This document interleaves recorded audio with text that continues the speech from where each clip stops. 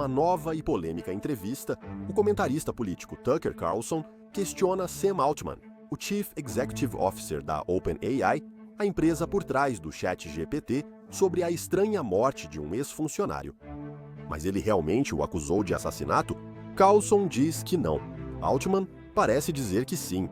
Vamos analisar o histórico, as narrativas conflitantes e as conclusões divergentes sobre a morte desse funcionário para tentar entender o que realmente está acontecendo aqui. Bem-vindo ao Sidebar da Law and Crime, sou Jesse Weber. Tucker Carlson acabou de acusar Sam Altman, o Chief Executive Officer da OpenAI, a empresa por trás do ChatGPT, de assassinato? Segundo Altman, a resposta parece ser sim. Olhe o que aconteceu. Estou rolando o X e vejo esse vídeo.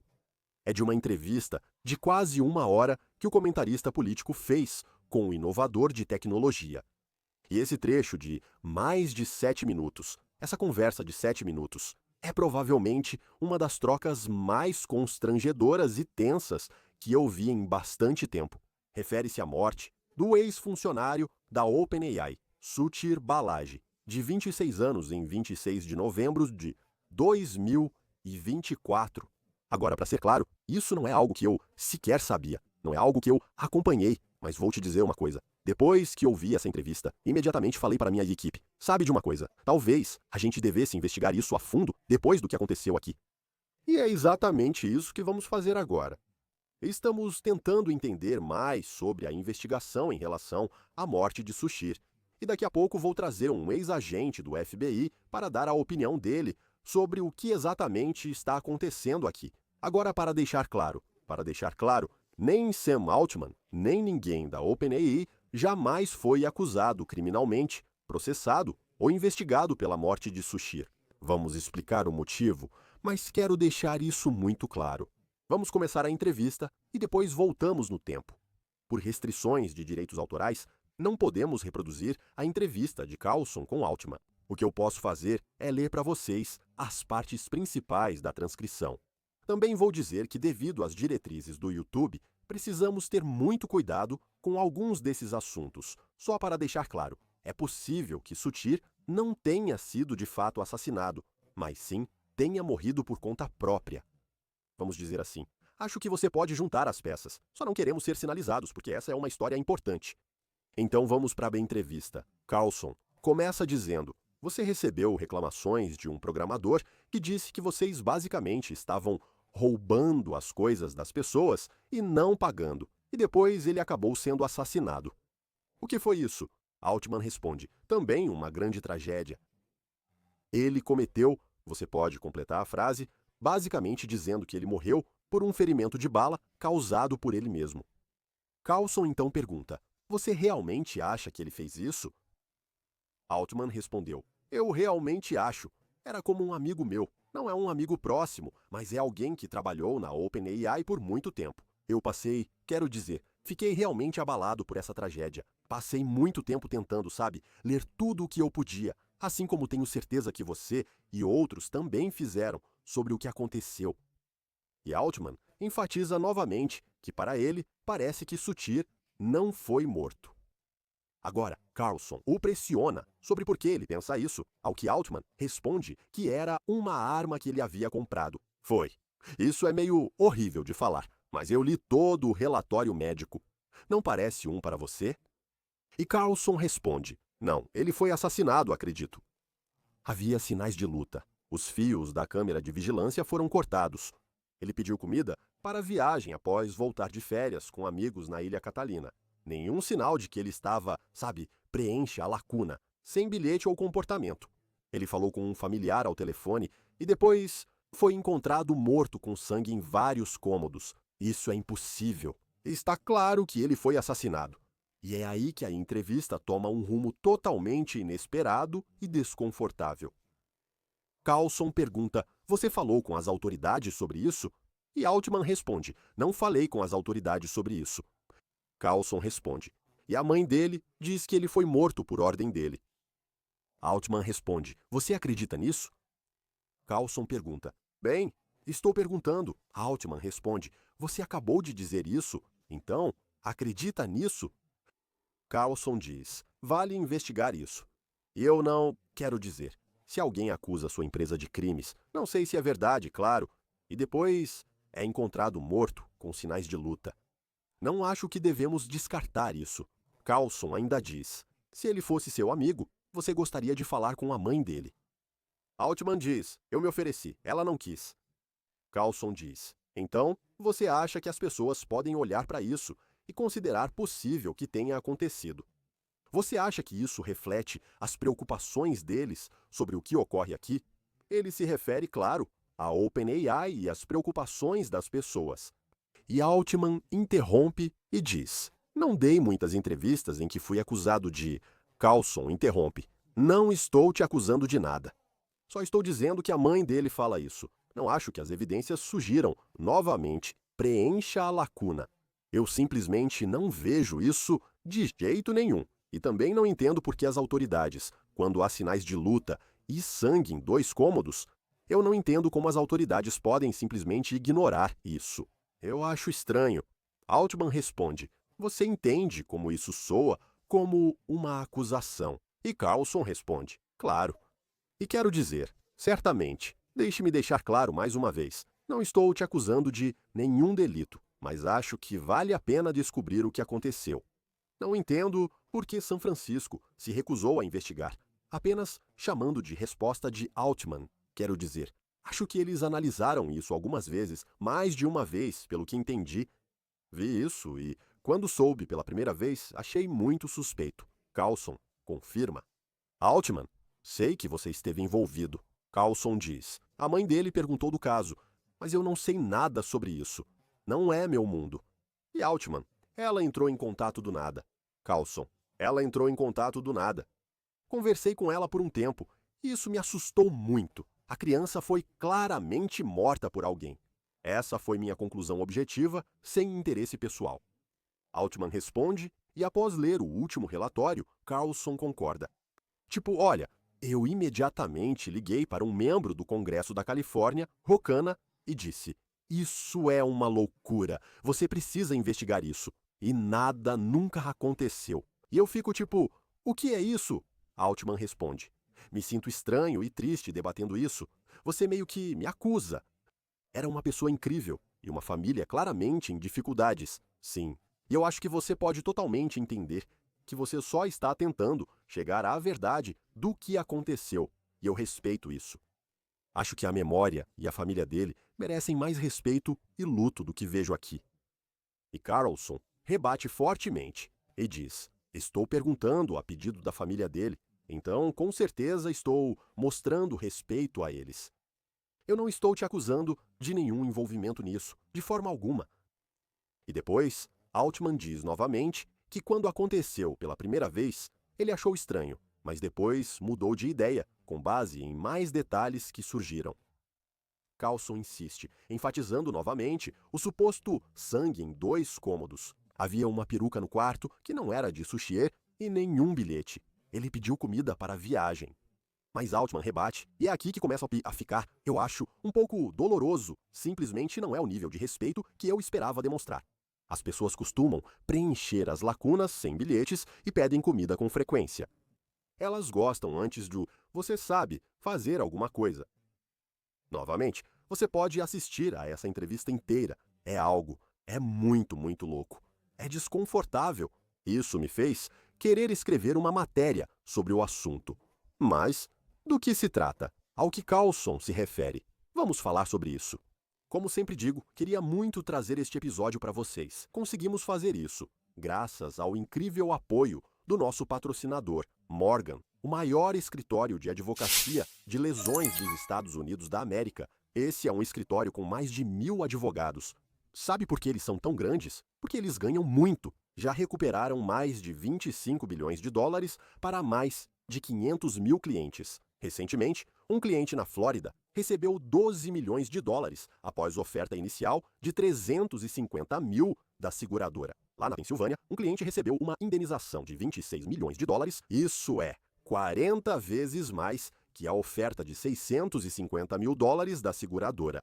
Outro cliente na Pensilvânia recebeu 29 milhões de dólares depois de ter recebido uma oferta de apenas 500 mil dólares.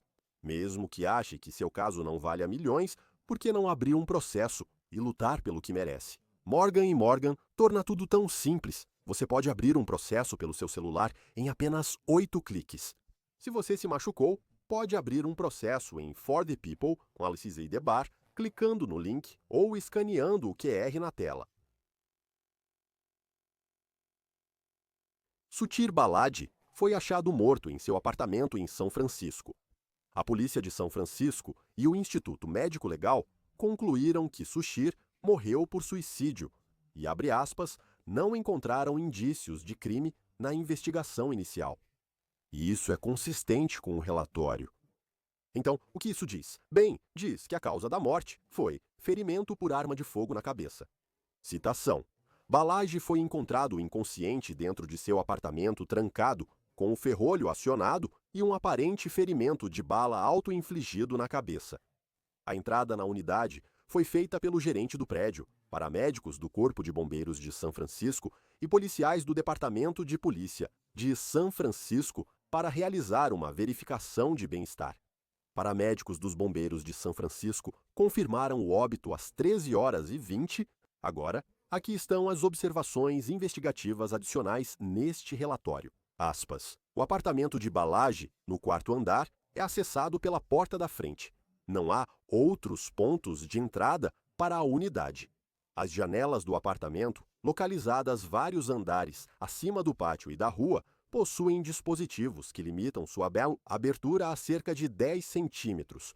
Não havia sinais de arrombamento ou distúrbios na unidade. Um computador de mesa foi encontrado no local. Pesquisas recentes sobre anatomia cerebral incluíram volume total de massa cinzenta e substância branca. Interessante, ele foi declarado morto em 26 de novembro, mas o relatório afirma que Balaji falou pela última vez com sua mãe por mensagem em 22 de novembro de 2024. Naquele momento, ele não fez reclamações ou preocupações. E, de acordo com o relatório, sua mãe disse que ele havia passado por um estresse significativo recentemente, que ele havia deixado o emprego e estava ativamente procurando um novo trabalho. Mas ela também afirmou que, até onde sabia, ele nunca havia dito que faria algo assim. Então o relatório continua. Os seguintes itens foram recolhidos no local: uma pistola Glock com 4 munições no carregador, uma cápsula deflagrada na câmara, kit de resíduos de disparo e kit de bolsa de mão. A pistola foi comprada e registrada por Balaji em 4 de janeiro de 2024. Agora, em relação ao corpo, o relatório afirma que Balaji foi encontrado deitado de costas no chão do banheiro. A pistola estava sob sua coxa direita. Além disso, quando o exame foi realizado, abre aspas, a frente e o dorso das mãos não apresentam lesões traumáticas. Nada fora do normal. Olhando o relatório, não houve trauma. Tudo parece normal, exceto pelo ferimento de bala.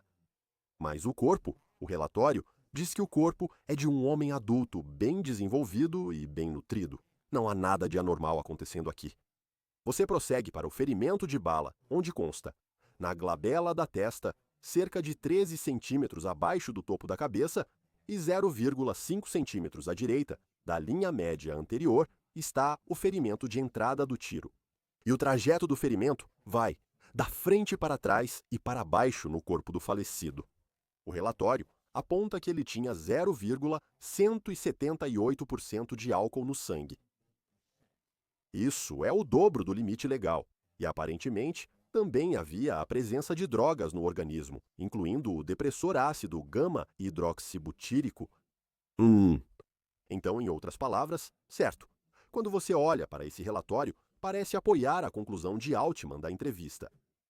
Aqui está o problema. A Forbes e o San Francisco Examiner relatam que os pais de Suthir acreditam que ele foi assassinado, que ele foi morto pela OpenAI por ter se manifestado contra a empresa, pedindo uma investigação completa e questionando o laudo do médico legista. Mais especificamente, os pais de Suthir, Purnima Ramaral, e seu marido, Balaji Ramamurthy encomendaram uma segunda autópsia ao Dr. Joseph Cohen. E Purnima disse ao San Francisco Examiner que a trajetória da bala, na verdade, não condiz com Sutir ter feito isso consigo mesmo, que ela seguiu um caminho diagonal da testa até a base da cabeça e não entrou em contato com o cérebro dele, certo? Algo mais próximo de um estilo de execução. A segunda autópsia, essa autópsia que aparentemente foi solicitada pela família de Sutir, também encontrou uma possível lesão na cabeça dele. Alega-se que há evidências de agressão, mas esse relatório, aparentemente, não foi divulgado à mídia. A mãe dele também teria contratado uma investigação própria da cena do crime no apartamento do filho, com o investigador Dr. Dinesh Rao. O Dr. Rao afirmou em seu relatório que o exame da cena do crime é inadequado, incompleto e nada científico. Algo a se notar aqui, e isso é baseado nas reportagens no que Carlson menciona, certo? Cortaram os fios das câmeras e havia sangue em vários cômodos. Essas alegações aparentemente não foram confirmadas em relatórios oficiais, mas eu quero falar sobre o que a investigação independente da cena do crime feita pela família determinou, ok? Então isso é baseado em uma reportagem do Daily Mail sobre supostas fotos dessa cena. Fotos, supostamente, mostram sangue acumulado perto da porta do banheiro onde estava a cabeça de Sutir. No banheiro, havia sangue nos azulejos, armário, maçaneta e do outro lado do cômodo. O Dr. Rao concluiu que um pouco de sangue caiu de Sutir enquanto ele estava sentado, talvez engatinhando, e um pouco enquanto estava em pé. E também há uma possibilidade, de acordo com o Dr. Rao, de que Sutir possa ter tossido sangue. Para esclarecer, o Daily Mail relata que parte do sangue encontrado no banheiro não estava perto do corpo de Sutir. Também citaram que um fone de ouvido sem fio, com manchas de sangue, foi achado no chão perto do quarto dele e o outro fone foi encontrado perto da porta do banheiro em um depósito de sangue seco. Então, tudo isso parece meio que confirmar o que Carlson estava falando.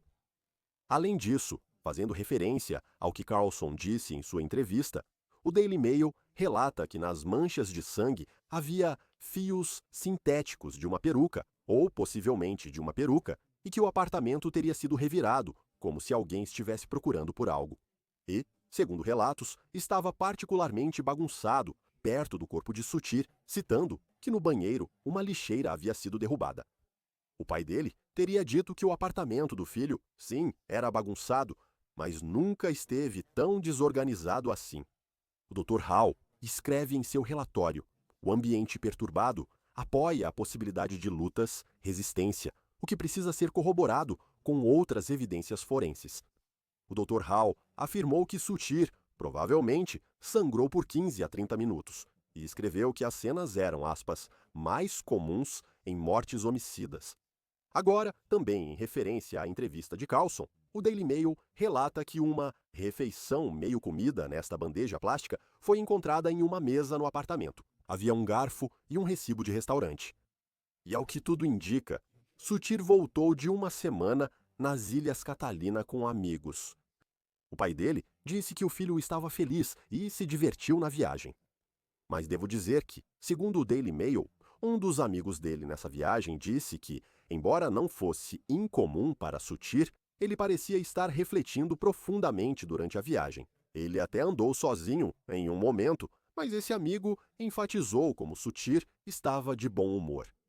O pai dele disse que na última conversa por telefone, no dia 22, quando perguntou se ele queria ir a uma exposição com ele alguns meses depois, Sutir aparentemente respondeu: "Claro, vamos ver, vou pensar." Quando perguntou ao filho se iria visitar, Sutir disse que não de imediato. Então, os pais dele não acreditam que havia qualquer indicação de que Sutir faria alguma coisa. Eles suspeitam que algo está acontecendo, o que levanta a questão: por quê? Certo? Hipoteticamente, supostamente, por que a OpenAI iria querer Sutir Balaji morto? Bem, Sutir supostamente conversou com o New York Times um mês antes de morrer. E isso foi cerca de 2 meses depois que ele saiu da empresa. Ele foi muito vocal ao afirmar que a OpenAI estaria usando material protegido por direitos autorais ilegalmente para modificar o modelo de inteligência artificial e chatbots, prejudicando os donos dessas obras, dizendo ao Times que isso não é sustentável para o ecossistema da internet. Se você acredita no que eu acredito, você simplesmente tem que sair da empresa. E sim, ele saiu da empresa. Publicou um ensaio sobre isso em seu site. E Sushir também foi citado em um processo judicial relacionado, aliás, ao processo do New York Times contra a OpenAI. Eles processavam por violação de direitos autorais, alegando que a plataforma usava indevidamente seus artigos para treinar chatbots. E agora, esses chatbots estão competindo diretamente com o Times quando se trata das pessoas obterem suas informações, obterem suas notícias. Então, a OpenAI, aliás, nega essas acusações. Mas voltando a esse processo judicial, ele afirma, abre aspas, como um compromisso de boa-fé, a OpenAI concordou em buscar nos arquivos, sob custódia do ex-funcionário Sudhir Balaji, para identificar documentos em seu arquivo, se houver relacionados às supostas preocupações com direitos autorais que ele levantou recentemente após seu emprego na OpenAI. A mãe de Sushir disse ao Daily Mail que seu filho também não era fã de Sam Altman. Abre aspas. Ele é muito estranho. Sushir o odiava. Posso afirmar isso. Todos os amigos dizem que ele criticava muito Sam Altman. Agora, não são apenas os pais de Sudhir que questionaram as conclusões oficiais.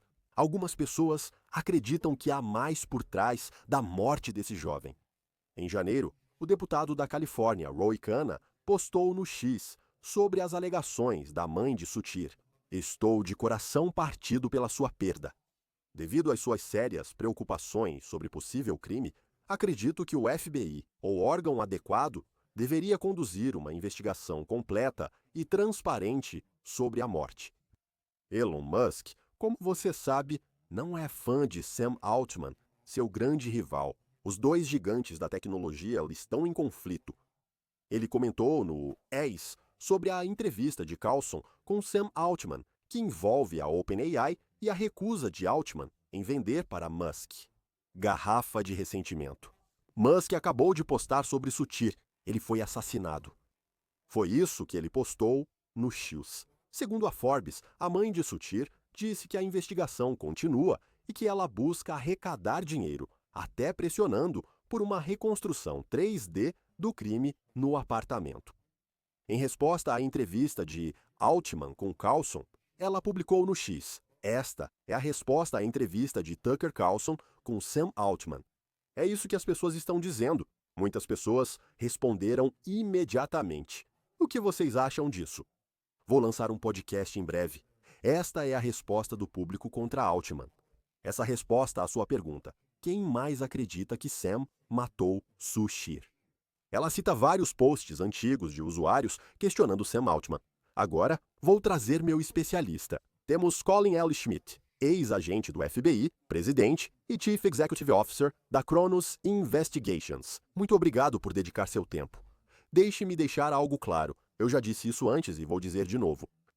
Sam Altman, então nem Sam Altman, nem ninguém da OpenAI jamais foi acusado criminalmente, investigado, processado ou implicado na morte de Sudhir. Sinceramente, ao analisarmos essa entrevista, queria começar por aí.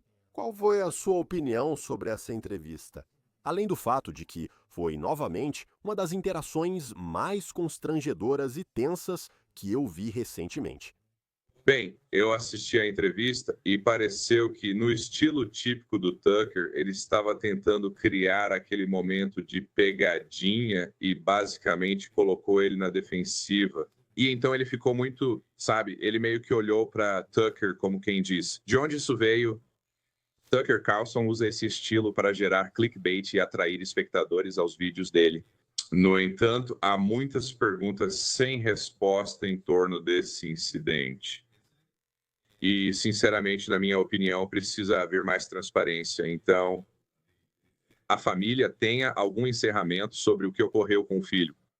Você sente que há discrepâncias entre o relatório da investigação particular da cena do crime, certo? Esse relatório particular que foi encomendado pela família e o relatório do médico legista de São Francisco.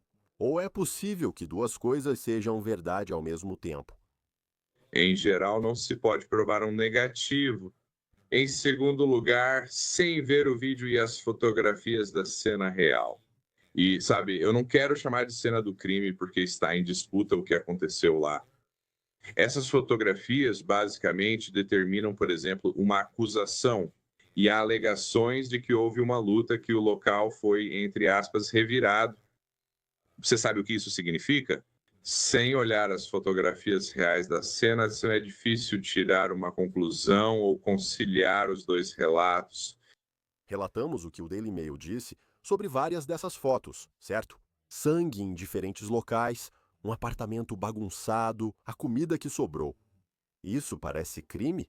Ou você volta ao que Sam Altman disse na entrevista, que infelizmente, em certas situações, pode haver alguém que pede comida. Pode haver uma situação em que, sabe, pode parecer que alguém foi morto quando na verdade não foi. Pode haver uma situação, estou apenas especulando aqui, em que, se alguém for baleado, pode não acontecer exatamente como essa pessoa pretendia. Acha que há crime envolvido pelo que foi relatado até agora? Existem várias perguntas sem resposta. Então, só para esclarecer, existe uma alegação, o relatório oficial do que aconteceu e depois o que a família está dizendo. E, francamente, Sam Altman nem deveria ter comentado sobre isso, porque ele poderia ter dito: bem, isso ainda está em disputa, mas, no fim das contas, se baseando no que o relatório oficial disse, deveria ter havido algum tipo de comunicação que essa pessoa teve com o mundo, que geralmente é o que você vai ver, sabe, a carta, por assim dizer. E então deveria ter havido algum tipo de indício, né? Porque geralmente pessoas que fazem esse tipo de coisa vão mostrar algum tipo de vazamento ou algum tipo de ação que indique que elas têm uma mentalidade do que vão fazer. E outra coisa, com todo esse sangue em todos esses outros lugares, de modo geral, se alguém realmente fez o que disseram que fizeram, você vai ter um lugar onde isso acontece e não vai estar espalhado por todo lado. É incomum questionar o relatório oficial do Instituto Médico Legal? Quero dizer, de outra forma, de jeito nenhum. Isso acontece muito e há justificativa para questionar, e às vezes eles erram. Bem, sim, porque se houver pressa para chegar a uma conclusão e as autoridades elas são compostas por seres humanos e às vezes cometem erros ou houve algum motivo pelo qual pressionaram para tomar a conclusão. E, francamente, confiar no relatório do legista é apenas uma parte do quebra-cabeça. Há muitos outros elementos em uma investigação. Não é só o médico legista, são também a cena do crime ou as fotos da cena. É o exame de álcool no sangue, é a entrevista com as pessoas que estavam ao redor dele, é a investigação da arma de fogo. Você está analisando se a posição da arma de fogo, todo tipo de coisa entra nisso. O laudo do Instituto Médico Legal é só parte do quebra-cabeça. Apenas sua opinião sobre isso, segundo o Daily Mail. Então, os pais de Sushier acreditam que ele foi atacado por trás enquanto ouvia a música. Por isso, você tem os fones de ouvido. Ele escovava os dentes quando aconteceu, reagiu e foi executado com um tiro na cabeça enquanto estava ajoelhado ou sentado. Só queria saber sua opinião sobre isso. Preciso revisar novamente o relatório do médico legista. E, basicamente, se eles estão dizendo que ele foi baleado de joelhos, né, vai haver uma análise de trajetória. Só rapidinho, eles falam que foi em ângulo diagonal? O relatório do legista diz que foi da frente para trás pela testa, pelo que entendi.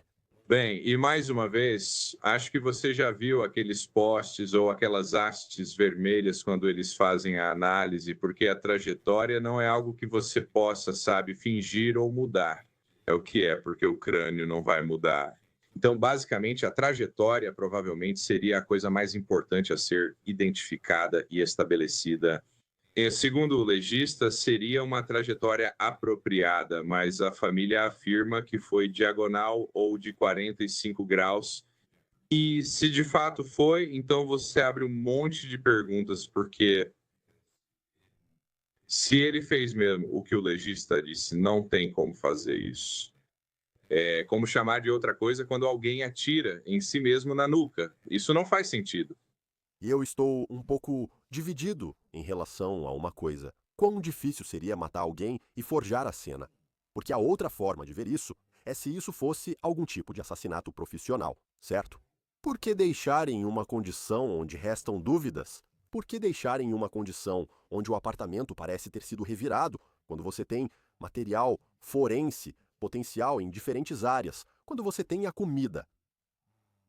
Sabe? Isso também se torna uma pergunta, certo? Se isso realmente foi um acerto de contas, por que deixar em uma condição onde pode parecer um acerto de contas?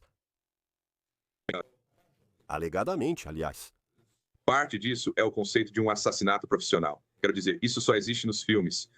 Na verdade, não há tantos matadores profissionais por aí. Se realmente foi outra pessoa que fez isso, ela vai estar muito estressada. Provavelmente eles nunca fizeram isso antes. Se já fizeram, foram pouquíssimas vezes e cometeram erros. E isso é só uma suposição simples, se realmente foi um crime. Então, tudo se resume à análise daquele crânio, e aí é onde você ampliaria a sua investigação. O relatório de Emory diz que você só pode entrar pela porta da frente. De novo, tiro na cabeça e nenhuma entrada forçada. Se for verdade, o que isso indica?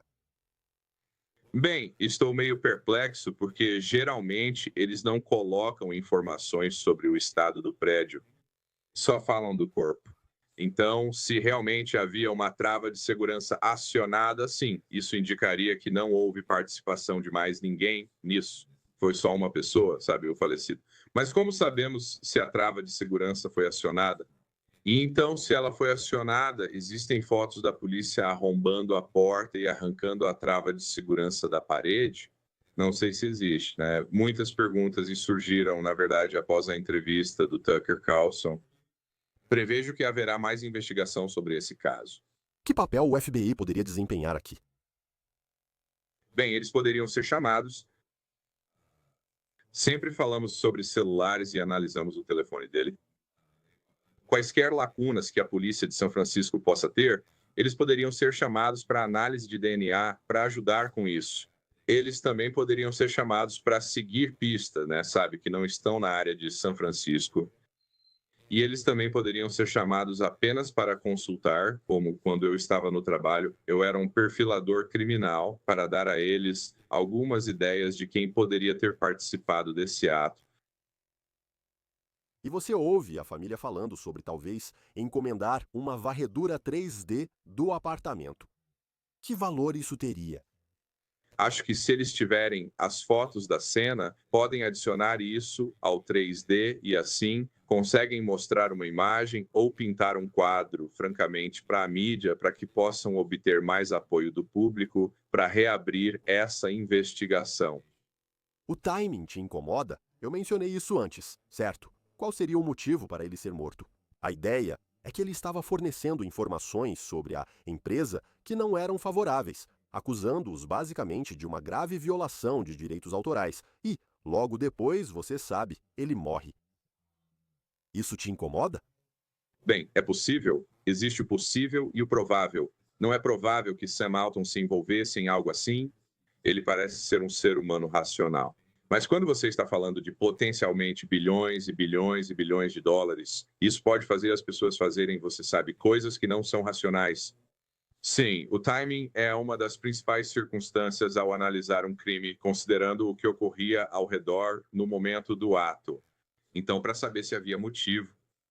E de acordo com o Daily Mail, voltando para essa arma que ele aparentemente comprou, ela foi encontrada perto do corpo dele. Uma caixa de munição de 9mm com 6 projéteis foi achada no armário. Bem, vou dizer que estamos com uma munição faltando. Embora uma tenha sido encontrada no estojo da arma, 4 foram encontradas em outro lugar. E havia uma que aparentemente não foi localizada. O que você acha disso? Bem, se ele realmente comprou a arma e não tem experiência ou histórico com posse de armas de fogo, isso estaria de acordo com a explicação oficial, porque não haveria outro motivo para ele comprar essa arma.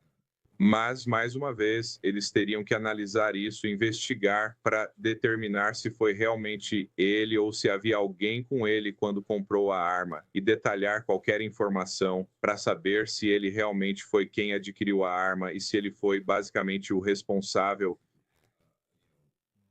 usou a arma de fogo. Olha, é realmente triste. Você tem esse jovem que tinha tanto potencial, certo? Ele entrou na OpenAI em novembro de 2020, após se formar na Universidade da Califórnia, Berkeley. A mãe dele afirmou em vigília que ele era um prodígio. Sabíamos das ótimas habilidades motoras dele aos 2 meses e meio. Aos 13 meses, ele já sabia todo o alfabeto. E antes dos 2 anos, reconhecia palavras. Esse é um cara que venceu uma grande competição de programação no ensino médio, a divisão Platinum da Olimpíada de Computação dos Estados Unidos da América. Trabalhou na Quora como engenheiro de software. Ele ganhou $100 mil em 2018 ao conquistar o 7º lugar em uma competição de algoritmos. Ele se destacou na OpenAI. O cofundador, John Schulman, analisava cuidadosamente os detalhes. E ele também tinha uma leve tendência contrária, que o tornava alérgico ao pensamento de grupo e ansioso para descobrir onde o consenso estava errado. É realmente um caso muito triste. Vamos continuar acompanhando. Colin Schmidt, muito obrigado por dedicar seu tempo. Agradeço. Obrigado por me receber. Isso é tudo que temos para vocês agora aqui no Sidebar, pessoal. Muito obrigado por nos acompanharem. Como sempre, inscreva-se no YouTube, Apple Podcasts, Spotify ou onde ouvir seu podcast. Me siga no X ou Instagram. Sou Jesse Weber. Até a próxima.